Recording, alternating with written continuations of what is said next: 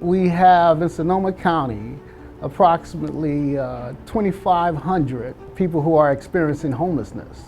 13% would be transitional age youth.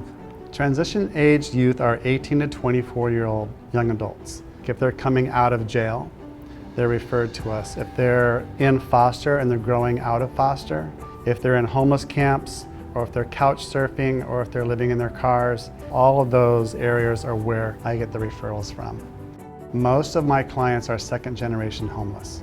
So they were raised on the street, they were taught how to survive on the street, or a lot of their parents are in prison. This is a chance to break the cycle. We want to make sure they have wraparound services so they can go from the shelter environment into permanent supportive housing. And so I bring them in, assess them, and do case management. Homeless service providers, medical providers, hospitals, there's probation, there's CPS, there's mental health. One client could touch all of them, and none of them would have any idea that they're working with anybody else unless they told them. We want to value the client's time. We want to value the staff time. Which is why this app is useful, because it captures the data of all of the providers that are working together. We have specific data cards. Initially you have obstacles that the client's facing. No car, no phone, no job. Then you have successes, so that everybody involved can see what their challenges are, what the goals are, and also who the service providers are. So we capture that data in one spot. Now we can meet on a weekly basis and discuss this person, save time on all of our parts, get a game plan, and then the client can rest assured that we have his back or her back. You want to meet the client where they are. The transitional age youth population, they utilize their phones, right? They learn everything on their phones, they do social media, they communicate, and often texting with them is the way to build rapport.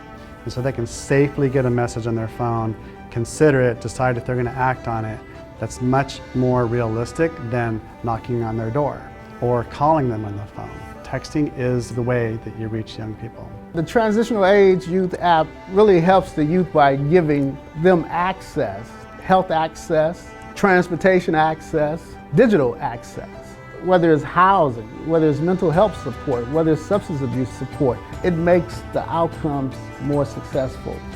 We are saving the hospital money in the emergency room business because that is their medical home. There's less money being spent in probation and in jail and in follow-up with the probation officers, and also the courts that are packed with people, trespassing, stealing, all of the things that they need to do just to get by.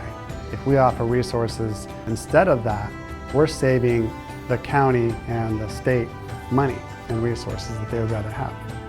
If you can look at it as a roadmap, bringing a client from the streets, from the encampments, and then moving them on into permanent supportive housing, and giving 6 months up to a year of more case management to sustain that housing. We don't give up.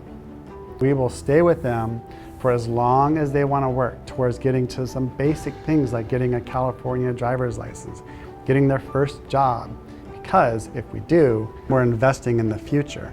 These are all going to be future, homeowners, working people, and they're going to have kids that are raised in a home, not on the street. We break that cycle. We break the chain. We don't give up.